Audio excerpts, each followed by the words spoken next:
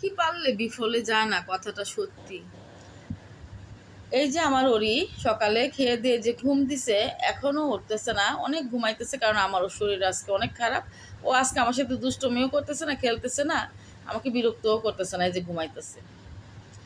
আসসালামু আলাইকুম এভরিওয়ান, আশা করি যে যেখানে আছেন অনেক ভালো আছেন। আলহামদুলিল্লাহ আমি মোটামুটি ভালো আছি, তবে মাইগ্রেনের ব্যথা প্রচুর, ভালো নাই আমি। সবাই দোয়া করবেন, একটু ঘুমাইতে পারলেই আমি ইনশাল্লাহ সুস্থ হয়ে যাব। আমার প্রচুর ঘুম দরকার, ঘুমটা না হলেই আমার প্রেশার বেড়ে যায়, মাইগ্রেনের ব্যথা বেড়ে যায়। তো ওই তো কিচেনে তো যাইতেই হবে, আর কিচেনে গেলেই আমার মাথা ব্যথাটা আরও বেড়ে যায়।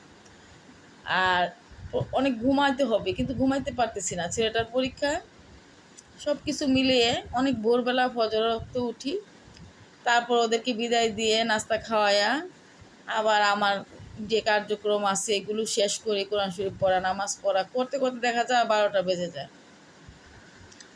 তারপরও চেষ্টা করি নিজের কাজগুলো নিজে করার, যেহেতু হেল্পিং হ্যান্ড নাই, সম্পূর্ণ কাজ আমাকেই করতে হয়। তো আলহামদুলিল্লাহ আমার ওই আজকে একটু জ্বালাতন করতেছে না। প্রতিদিন রান্না করতে গেলে অনেক জ্বালায়, আমার পাশে যায়, পায়ের সাথে ঘেঁষে ম্যাঁ ম্যাঁ করে, মানে অনেক কিছু করে, সে খেলাধুলা করে, ঘর আওলায় ফেলে বাচ্চাদের মতো। কিন্তু আজকে দেখো মা অসুস্থ, কি সুন্দর সে ঘুমাইতেছে, একদম বিরক্ত করতেছে না। আর আমি কিন্তু এই যে মাত্র রান্না করে রুমে এসে বসলাম, আমি আছি এখানেই আমার ওরির পাশে, ওরিকে দেখতেছি আর ভাবতেছি যে ও একটা পশু হয়ে ও বুঝে যে আমি অসুস্থ, আমার দিকে তাকায় থাকে, আমার পাশে থাকে, অথচ নিজের স্বামী সন্তানরা বুঝে না যে আমি অনেক অসুস্থ।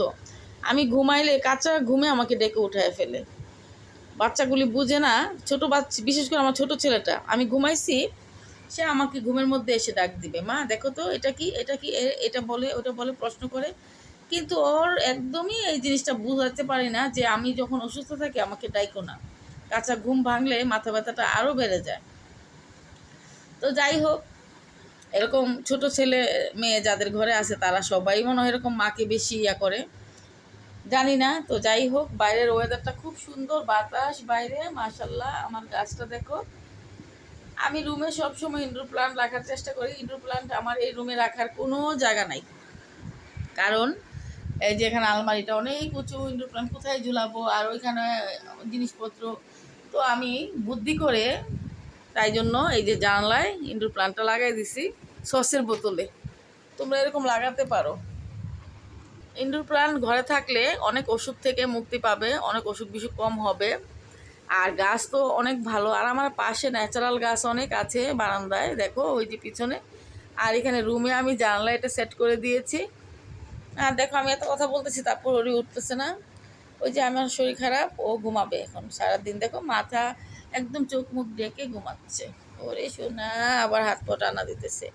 তো আমি দেখতেছি এই যে পশু পাখি পাললে কিন্তু বিফলে যায় না, ওরা ভালো, ওরা আমাকে কোনো উপকার করতে পারে না, তারপরেও আমার সঙ্গ দেয় আমাকে। আমি যখন রান্না করি পাশে থাকে, আমি রুমে থাকলে আমার দিকে তাকায় থাকে, আমার এখানে এসে বসে থাকে, এই জিনিসটাই ভালো লাগে। মানুষ অনেক বেইমান, মানুষের চেয়ে পশু পাখি পালা অনেক ভালো।